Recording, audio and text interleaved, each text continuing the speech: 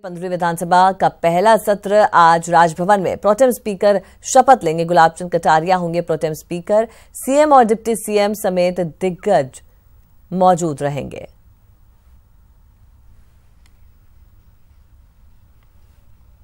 आपको बता दें 15वीं विधानसभा का पहला सत्र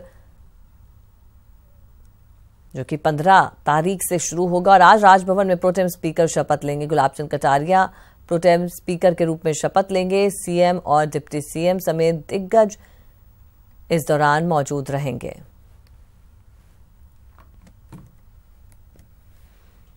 और चलिए इस पर और ज्यादा बातचीत के लिए रुख करते हैं हमारे वरिष्ठ सहयोगी सुधीर शर्मा हमारे साथ जुड़ चुके हैं। सुधीर जी, अगर बात की जाए शपथ समारोह की तो कब तक शुरू होने की सूचना है और क्या जो तमाम मंत्रीगण हैं वो सभी पहुंच चुके हैं?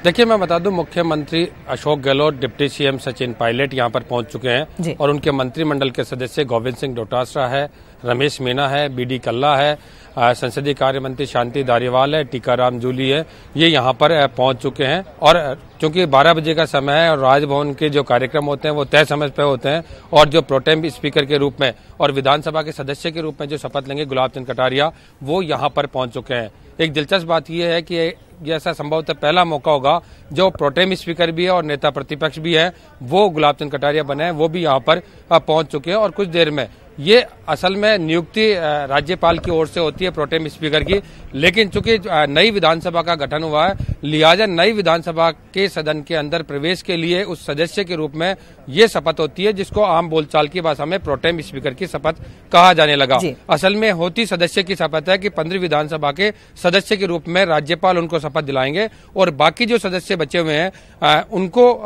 जो प्रोटेम स्पीकर बनते हैं वो शपथ दिलाते हैं। तो कल जब शपथ ग्रहण समारोह होगा वहां पे विधानसभा में एक एक विधायक की शपथ होगी सदन की, वो प्रोटेम स्पीकर गुलाब चंद कटारिया दिलवाने वाले हैं।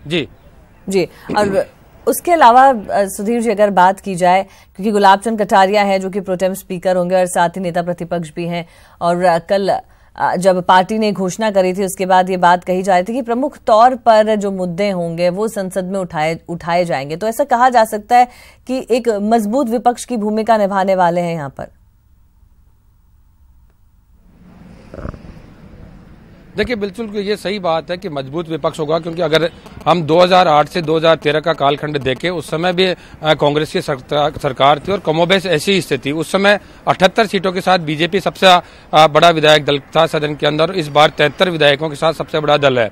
तो निश्चित रूप से दूसरे जो निर्दलीय विधायक हैं और जो दूसरी छोटी पार्टियों के विधायक चुन के आए हैं उनको साथ रखने की जिम्मेदारी भी गुलाब चंद कटारिया पर रहने वाली है। नेता प्रतिपक्ष के तौर पर उनको साथ रखे निश्चित रूप से जो जिस तरह से कांग्रेस को घेरने की बात है, अभी कुछ देर पहले राजेंद्र राठौड़ जो उप नेता प्रतिपक्ष हैं वो ये बोल के गए हैं कि कल जब विधानसभा का सेशन होगा उस दौरान जो कांग्रेस ने वादा किया था जनता से वो वादे पूरे नहीं हो रहे हैं, खासतौर से किसानों के ऋण माफी का मुद्दा है वो सदन में पुरजोर तरीके से सरकार को घेरेंगे और सदन के अंदर उठाएंगे। तो निश्चित रूप से क्योंकि इस बार जो विपक्ष है वो काफी मजबूत है, लिहाजा सरकार को काफी चुनौतियों का सामना भी सदन के अंदर करना पड़ेगा। जी। चलिए सुधीर जी, फिलहाल इंतजार है 15वीं विधानसभा का जो पहला सत्र है उसके तहत प्रोटेम स्पीकर की शपथ आज गुलाब चंद कटारिया लेंगे और इसके तहत सीएम गहलोत, डिप्टी सीएम और तमाम जो वरिष्ठ नेता है, मंत्रीगण है, वो यहाँ पर पहुंच चुके हैं।